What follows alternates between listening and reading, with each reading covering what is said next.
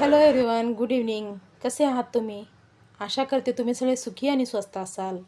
मी दीपाली तुमचं पुन्हा एकदा मनापासून स्वागत करते माझ्या नवीन एका छानशा ब्लॉगमध्ये.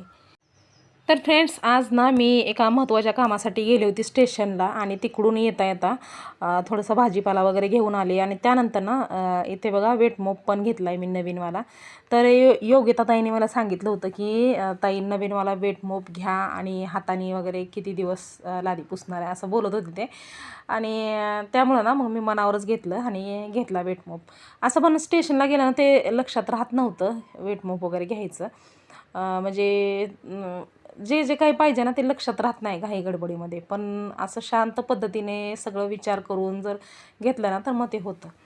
तर ना मी येताना ते वेट मोप पण घेतलं. त्यानंतर 2-3 भाज्या पण घेतल्या आणि तळायच्या मिरच्या वगैरे घेतल्या, भेंडी वगैरे घेतली. तर आज ना मी मसाला भेंडी म्हणजे ते भरलेली भेंडी असते ना तळलेली, तर ते करणार आहे अन्नूताईसाठी. तिला ना भेंडी ही म्हणजे पहिल्यापासूनच तिला भेंडी म्हणजे खूपच आवडते.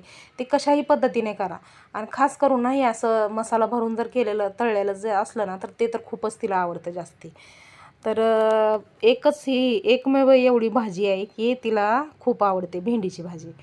त्यामुळं ना मग मी आणली होती भेंडी आणि आता डाळ भात भाकरी बनवणार आहे आणि भेंडीची भाजी म्हणजे काय भेंडी तळणार आहे.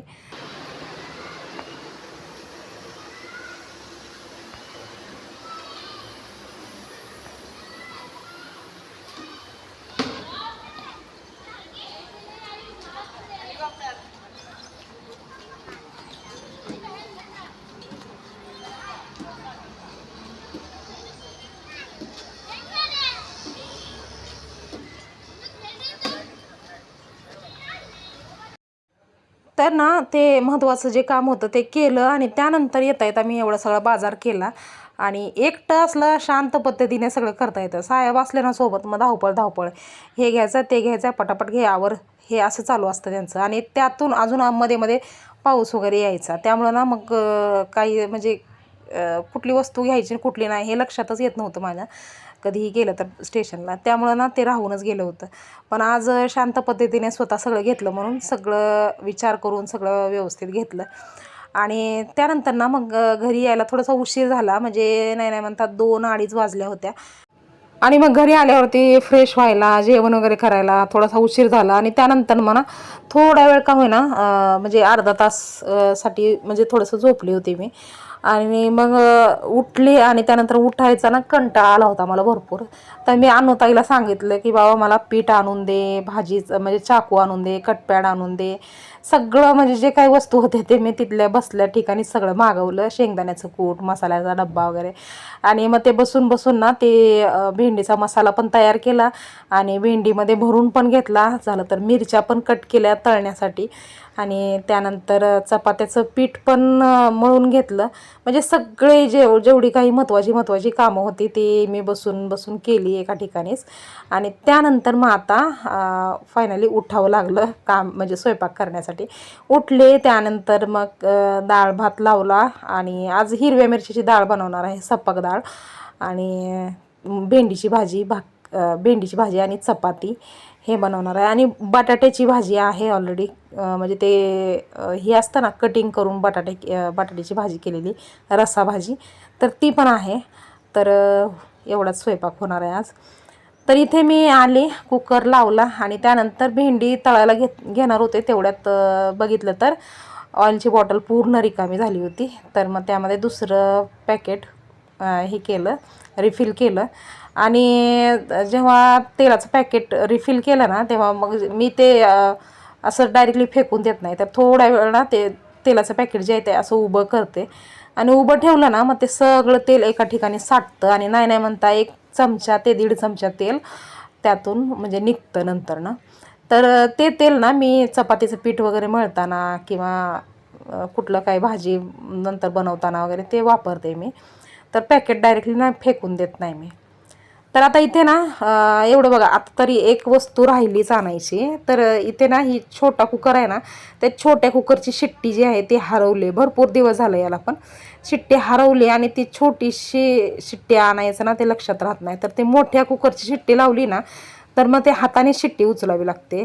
पण ते शिट्टी आणायचं काय लक्षात राहत नाही. म्हणजे काय काही काही भरपूर छोट्या छोट्या गोष्टी असतात ज्या आपल्या म्हणजे पटकन लक्षात येत नाही आणि नंतर वाटतं की अरे हे आपण विसरलो, असं नंतर लक्षात येत असतं.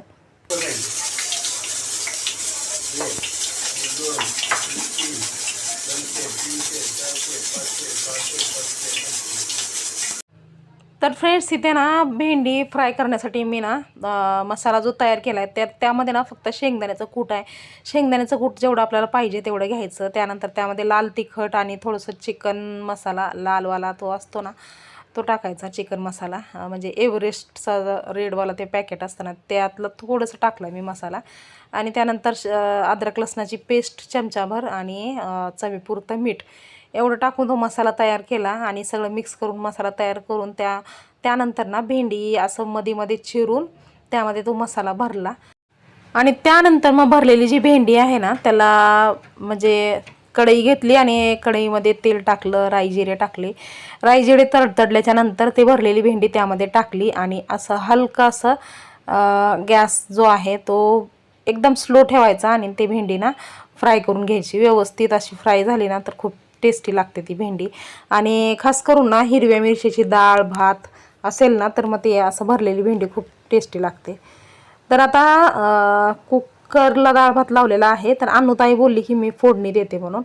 तर मी म्हटलं ठीक आहे. मग आता इथे फक्त भरलेली भेंडी झालेली आहे. आता पटकन चपात्या बनवायच्या राहिल्यात. चपात्या बनवते आणि चपात्या झाल्या की त्याच तव्यामध्ये मग ते मिरच्या पण तळून घेते. तर असं म्हणजे जेवताना ना मिरच्या भरलेली भेंडी वगैरे असली ना तर म्हणजे खूप छान वाटतं. बाकी असं भाज्या वगैरे बनवण्यापेक्षा ना असं काहीतरी फ्राय केलेलं भरलेलं हे ते असलं ना खूप छान लागतं. तर इथे बघा अन्नूताईची फेवरेट आहे भरलेली भेंडी. त्यामुळं तिला ना तिचं काही असं मनपसंदी काय ते असेल ना तर तिला ना म्हणजे पटकन येते, टेस्ट करून बघत असते. मम्मी छान झालं आहे, खूप छान झालं आहे हे ते म्हणजे सारखं म्हणत असते. सारखं मध्ये मध्ये येत असते किचनमध्ये. म्हणजे तिच्या आवडीचं काय म्हणत असेल ना तरच येते ती सारखं सारखं किचनमध्ये. आणि ना भेंडी बनवल्याच्या नंतर ना चपात्या बनवायला ॲक्च्युली म्हणजे उशीर झाला. नाही नाही म्हणता 1 तासभर उशीर झाला. कारण की ना साहेब आले होते. म्हणजे भेंडी वगैरे तळताना साहेब आले होते आणि त्यानंतर मग चहा वगैरे बनव बोलले. मग अद्रकवाला चहा वगैरे बनवला आणि चहा पीत पीत गप्पा चालू झाल्या आमच्या. आणि ते गप्पा वाढत वाढत गेल्या. 1 तास त्याच्यातच गेला. त्यानंतर मग आले आणि चपात्या बनवायला इथे सुरुवात केली. तर आता मी पटापट चपात्या बनवून घेते आणि त्यानंतर मग अन्नूताई डाळीला फोडणी देणार आहे.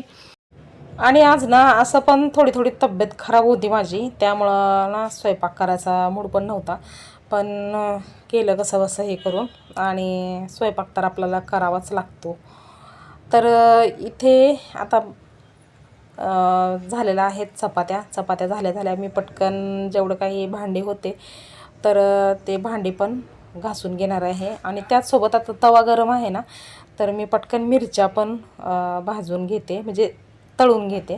तर मिरच्या तळण्याची पद्धत पण माझी तशीच आहे. तर राई जिरे टाकलेत, म्हणजे 1 चमचाभर तेल टाकलं, त्यामध्ये राई जिरे तडतडवून घेतले आणि त्यानंतर जे मध्ये असं चीर पाडून जे मिरच्या मी कट केल्या होत्या तर त्या मिरच्या मी याच्यामध्ये टाकल्या आणि तेलामध्ये पूर्ण मिरच्या फ्राय करून घ्यायचा आहे.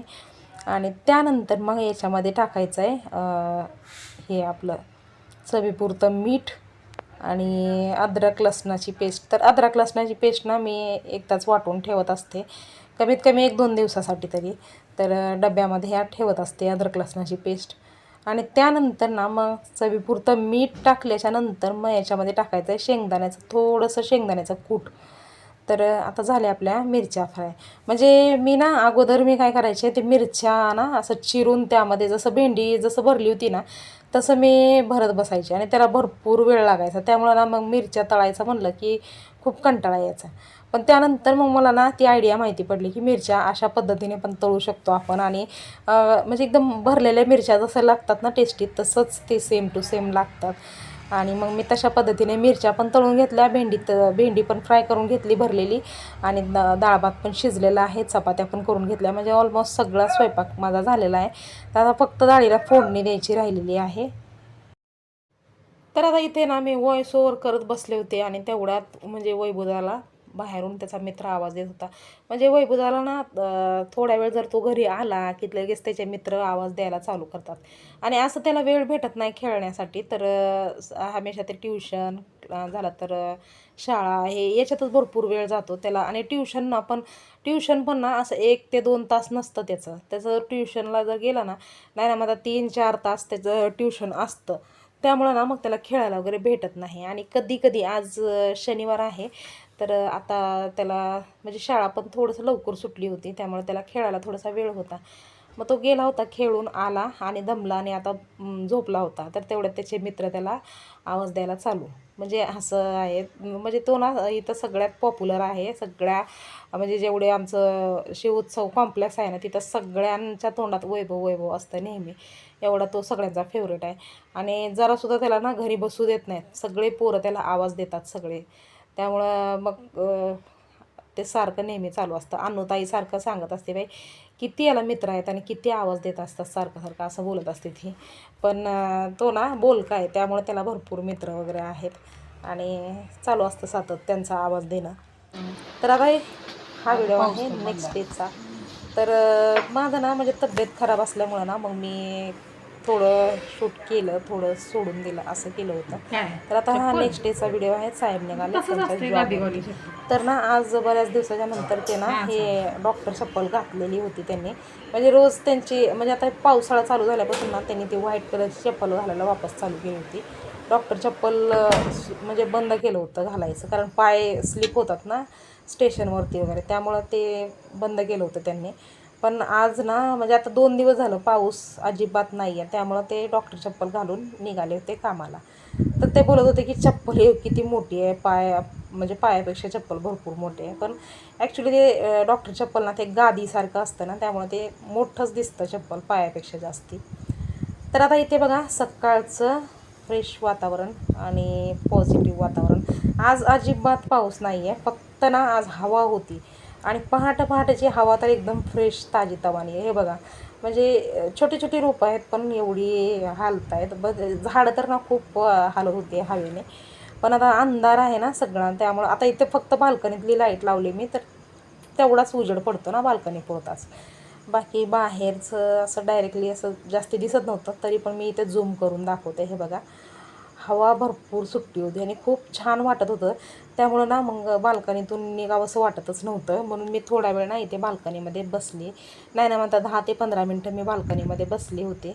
आणि साहेब गेले, बसले ते रिक्षामध्ये आणि ते स्टेशनला गेले.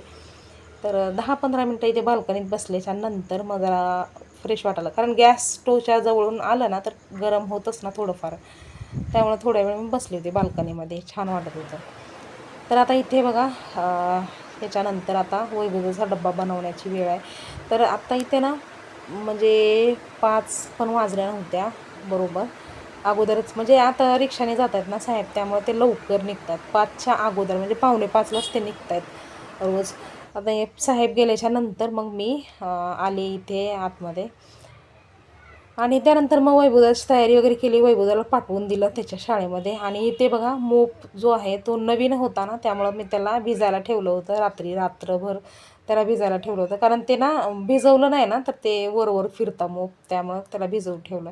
आणि इथे बघा स्टँडवरचे कपडे इथे काढून टाकले होते सुकलेले.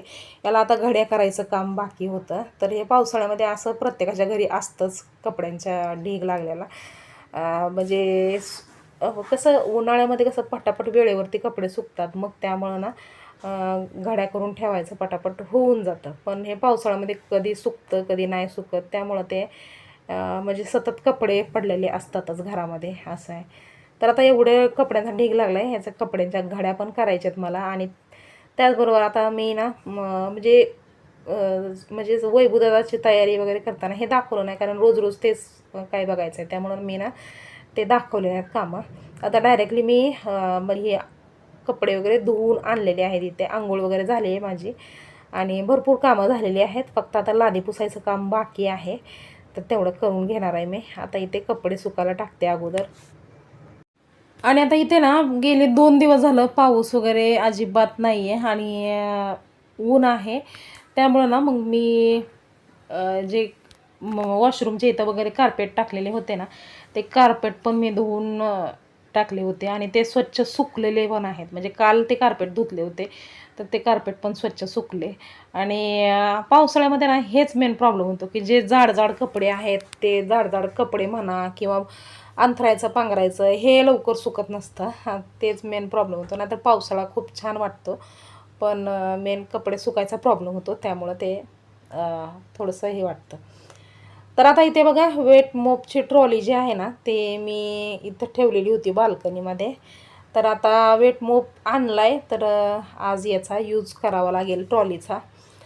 तर हाताने असं पुसायचं म्हणलं ना, तर व्यायाम होतो, पण ना भरपूर वेळ लागतो. आणि वेट मोप वगैरे असलं ना, तर मग दिवसातून 2 वेळा तर मी लादी पुसते. सकाळ संध्याकाळचं 2 वेळा तर लादी पुसते.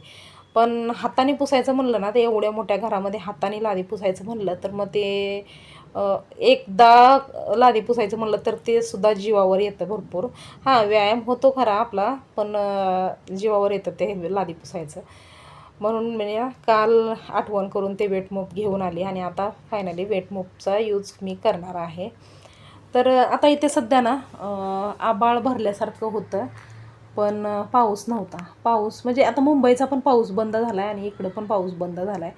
म्हणजे फक्त 4-8 दिवस तेवढं एकदम आला एकदम जोरात, की नदी पण पूर्ण फुल भरली होती आमची इथली. एवढा पाऊस भयंकर आला होता. आणि रायगड जिल्ह्यामध्ये तर खास करून सतर्क राहा म्हणून सांगितलं होतं. मुंबई तर पूर्ण पाण्याने भरलेलीच होती. रायगडमध्ये पण भरपूर पाऊस होता. पण इथे ना कसं आहे, माती आहे ना, त्यामुळं पाणी जे आहे पावसात ते जिरून जातं. आणि मुंबईला कसं माती वगैरे नसतं, सगळे कॉन्क्रीटचे रस्ते असतात, रोड वगैरे. आणि त्यामुळं ना गटारी वगैरे लगेच भरतात आणि ते रोडवरती डायरेक्ट पाणी येतं, असं होतं. पण इकडं ना असं काही नाही, माती आहे, त्यामुळं ते पाणी पूर्ण जिरपून जातं मातीमध्ये, म्हणून ना रस्त्यावरती पाणी वगैरे येत नाही अजिबात. तर फ्रेंड्स, आता ना एवढे कपडे सुकायला टाकले, की मग मी लादी वगैरे पुसून घेते. आणि आता हा ब्लॉग जो आहे तो इथेच मी थांबवते, कारण हा ब्लॉग ना आता खूप मोठा झाला आहे, त्यामुळं आता हा ब्लॉग थांबवायची वेळ झालेली आहे. तर फ्रेंड्स, आजचा हा ब्लॉग तुम्हाला कसा वाटला हे कमेंट करून सांगायला विसरू नका. व्हिडिओ आवडला असेल तर लाईक करा, शेअर करा आणि चॅनलवर जर नवीन असाल तर चॅनलला सबस्क्राईब करायला विसरू नका. तर पुन्हा लवकरच भेटूया आपण नवीन एका छानशा ब्लॉगमध्ये. तोपर्यंत स्वस्त राहा आणि मस्त राहा. बाय.